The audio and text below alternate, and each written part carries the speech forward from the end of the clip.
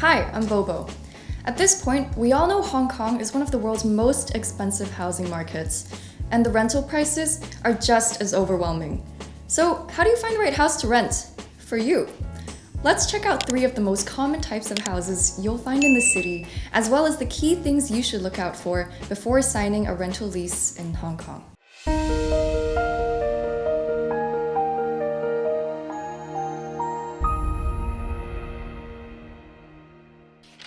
Architecturally, Hong Kong is a really interesting place with tons of cultural history, so when you're renting, do take advantage of this if you can.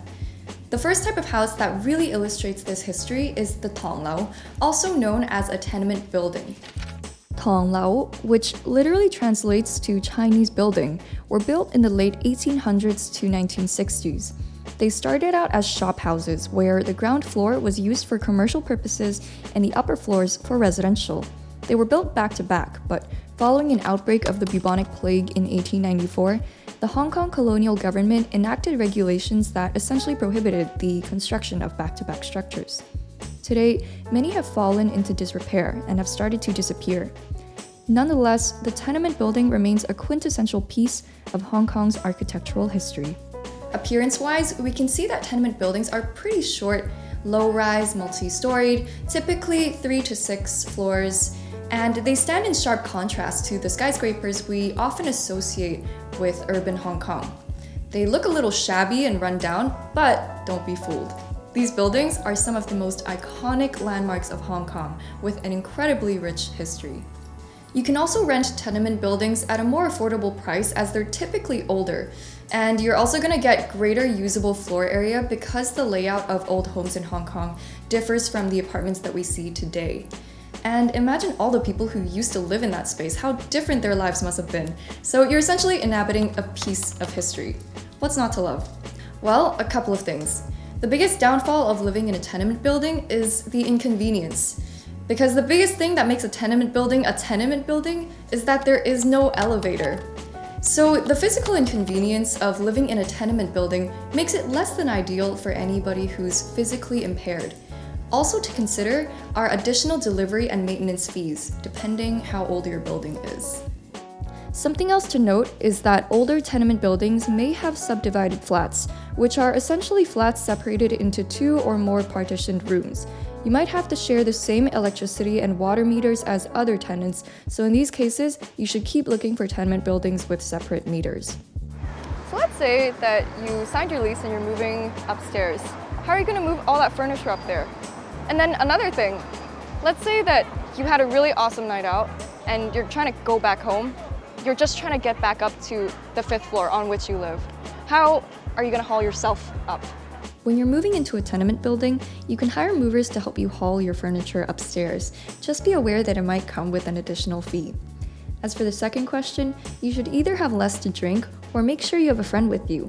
Perhaps enlist your neighbor's assistance so they can help you up to the 5th floor. A strong support network is always vital, especially when you need support. So to summarize, the pros of the tenement building are there's cheaper rent, greater saleable area, and a historical air.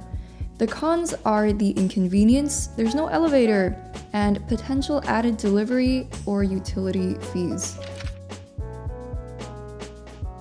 The second type of home we're looking at is the yuanlao, otherwise known as a Western-style tenement building. Looking at these pictures, it's hard to tell between the first and second types of buildings. Even the names are almost identical. So what's the difference? The biggest difference is that unlike traditional tenement buildings, Western-style tenement buildings come equipped with elevators.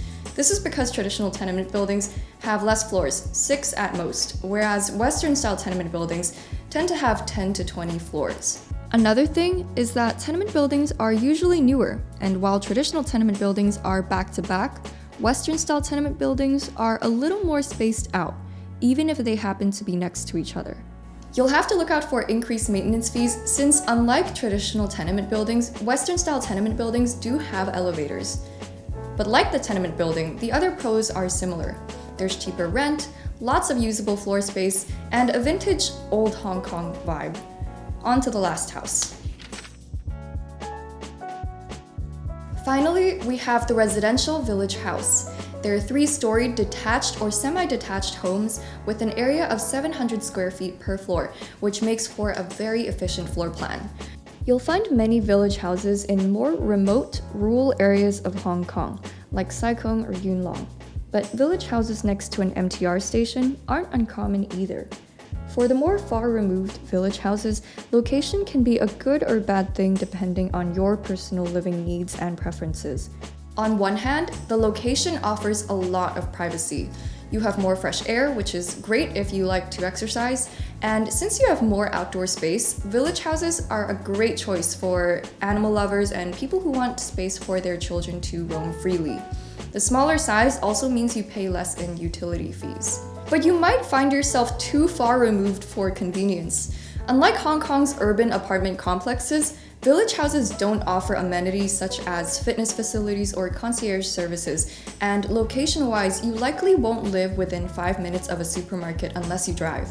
So if that's something you plan to do look into whether your house comes with a parking space. Aside from points already discussed, unlike the tenement building and Western-style tenement building, the village house can be comparatively remote. As established, this is a pro or con depending how you look at it. So on the one hand, you might get more fresh air and nature. But on the other, you might not get such easy access to the rest of the city unless your village house is next to a station, or you have a car, or simply a burning passion for walking. So we've gone through some of the houses you'll find in Hong Kong before renting. Now, let's check out the key things you'll want to look out for before signing that lease. First, make sure you can actually afford your apartment. To avoid breaking the bank, set a budget for yourself before you start viewing potential homes. As the tenant, you will sign 2 contracts with your landlord, the provisional tenancy agreement and the formal tenancy agreement. In terms of contract finances, you will need to put down an initial deposit paying in advance for the first month's rent in your provisional tenancy agreement.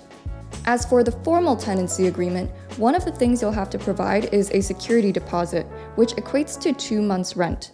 This deposit is refunded in full after your lease is terminated. If there's any loss or damage to the property during your lease term, the landlord is free to deduct from your deposit accordingly. While management fees might be covered by the tenant in some cases, it's standard practice in Hong Kong for the landlord to cover management and government rent fees. So go through your contracts carefully before signing anything, take your time, and really make sure you understand what you're signing up for. As for location, try to make sure everything you need is within reasonable reach. It doesn't matter how nicely renovated your rented village house is. If your daily commute to work is an hour and a half long, you're going to lose time, money, and energy you could be spending on more productive things. This is especially important to note if you prioritize convenience. Does your home come with amenities? If you're an active person, you might be better suited to living in an apartment or in a home closer to a gym and public pool. And if you have a family, you might also look to rent a unit in an apartment complex for this very reason. Your living environment is also important. Observe your future neighbors. If you prefer to sleep in early, for example, and you live in a younger neighborhood, be aware that some neighbors might spend nights out. So ideally, you'll want to make sure your environment supports your lifestyle. You'll also want to know the security level of your living situation. On a scale from safe to sketchy, how secure is your home? Some apartment complexes have security guards for each block, something that a village house won't have. Next, maintenance issues.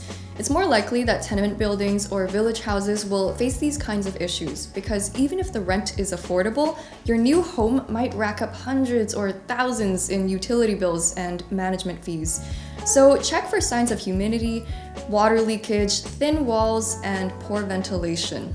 Finally, do a land search online and see if you can find floor plans for flats that you're interested in viewing. Some older homes might not have a floor plan uploaded to the government's land registry homepage. In such cases, stay wary and ask your agent more questions. With so much money on the line, it's better to be safe than sorry. So we've just covered some different types of houses in Hong Kong, and the key things to consider before renting a house. Now, how can we find a home to rent? We can separate this process into 2 categories: online and offline services.